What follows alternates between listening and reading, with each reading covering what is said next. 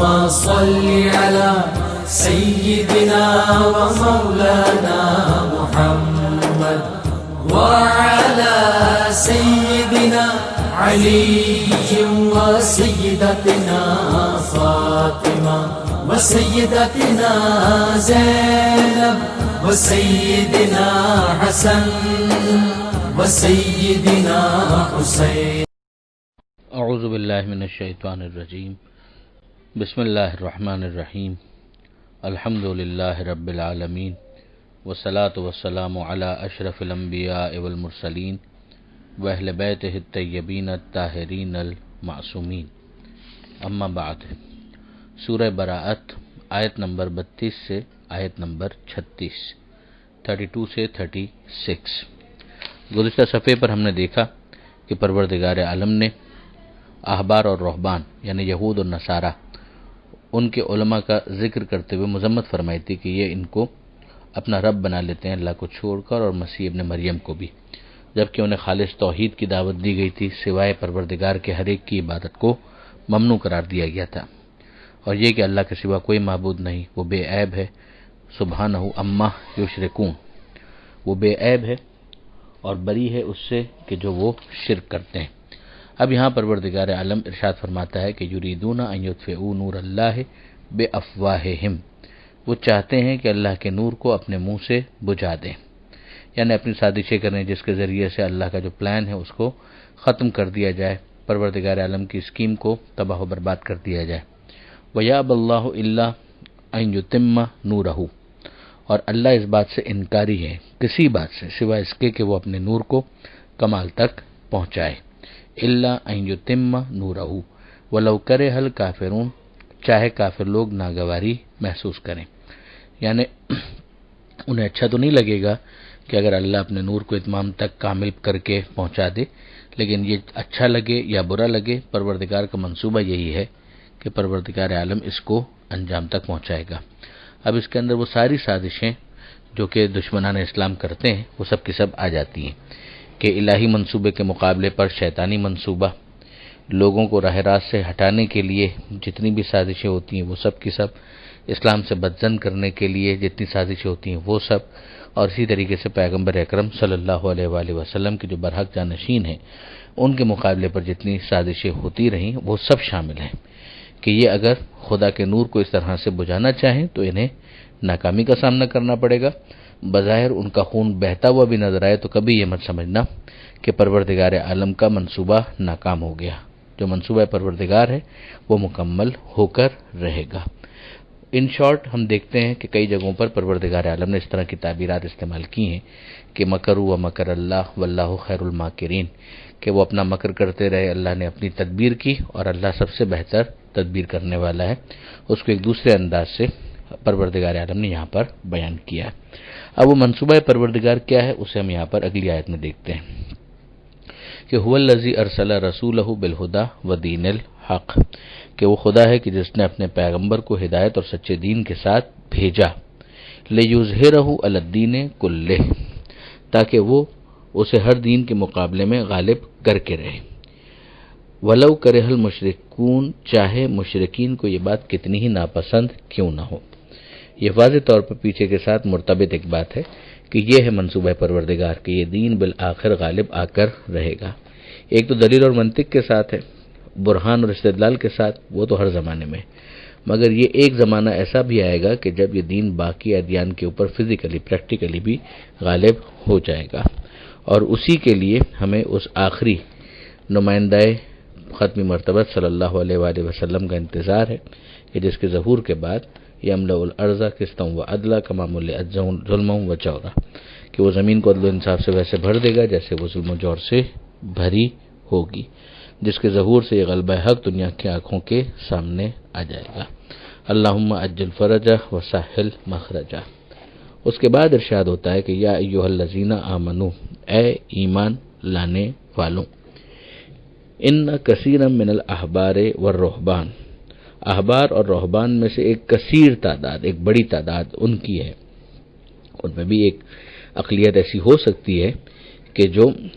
حق کو سمجھنے کے بعد حق کو قبول کر لیں گے، لیکن ان کی اکثریت ان کا مزاج کیا ہے وہ یہود کے علماء ہوں یا عیسائیوں کے، لیاکلون اموال الناس بالباطل، وہ لوگوں کے اموال کو باطل طریقے سے کھا جاتے ہیں، یعنی ان کا کل ہم و غم مال ہوتا ہے، وہ چاہتے ہیں کسی طریقے سے ان کی دولت میں اضافہ ہوتا رہے، اگرچہ انہوں نے روحانیت کا چوغا پہنا ہوتا ہے، اگرچہ انہوں نے روحانیت کا لباس زیب تن کیا ہوتا ہے، مگر ان کا فوکس اس چیز کے اوپر ہوتا ہے کہ کسی طریقے سے مال دنیا کو حاصل کریں، چاہے وہ حلال سے حاصل ہو چاہے وہ حرام سے حاصل ہو۔ ظاہر ہے کہ حلال سے اگر مل رہا ہو تو کسی کو اعتراض نہیں ہو سکتا، لیکن یہ باطل کے ذریعے سے بھی حاصل کرنا چاہتے ہیں اور کھانا چاہتے ہیں۔ اب اس کے اندر غلط فیصلے کرنا،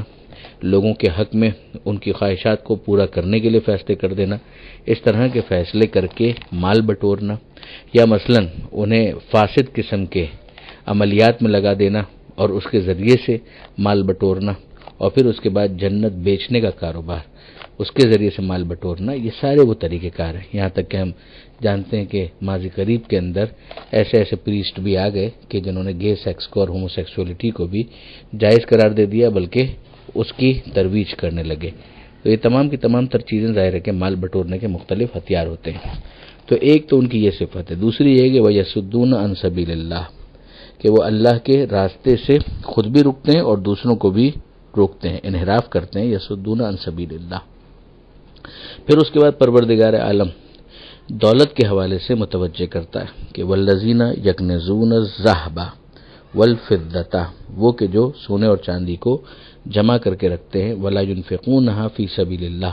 اور اسے خرچ نہیں کرتے اللہ کی راہ میں، فبشرهم بعذاب علیم، تو انہیں خوشخبری دے دیجئے دردناک عذاب کی۔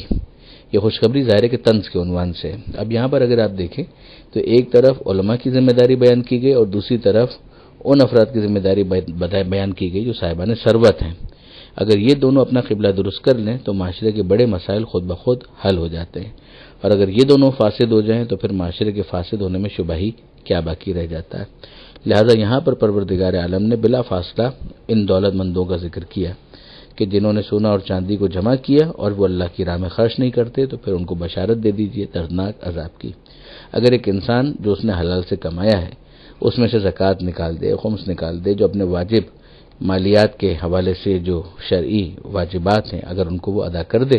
تو ٹھیک ہے، باقی اس کے لیے پھر حلال ہے، پھر تو اس سے مستحب صدقات کے لیے اس کو تلقین کی جائے گی۔ لیکن اگر وہ اپنی واجب زکوٰۃ، اپنا واجب خمس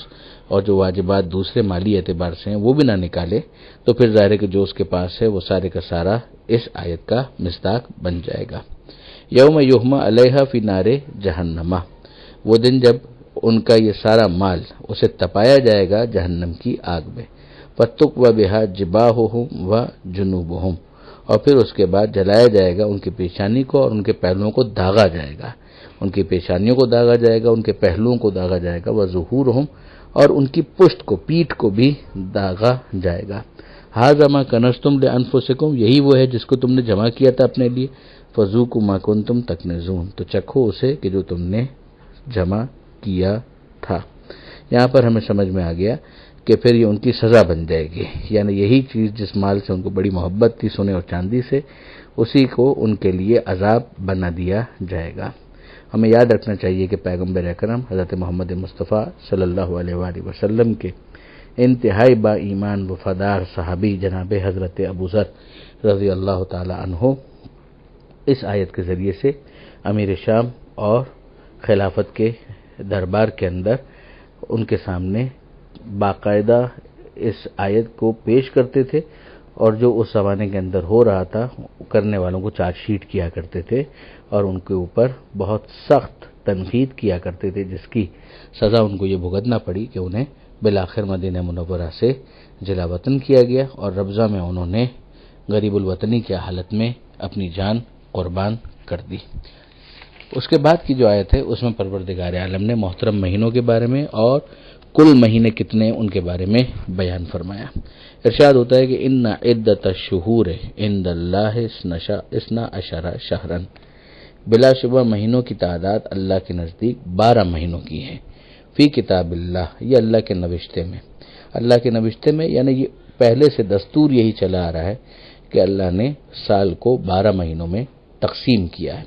یوم خلق السماوات والارض، اس دن کی جب اللہ نے آسمانوں اور زمین کو پیدا کیا،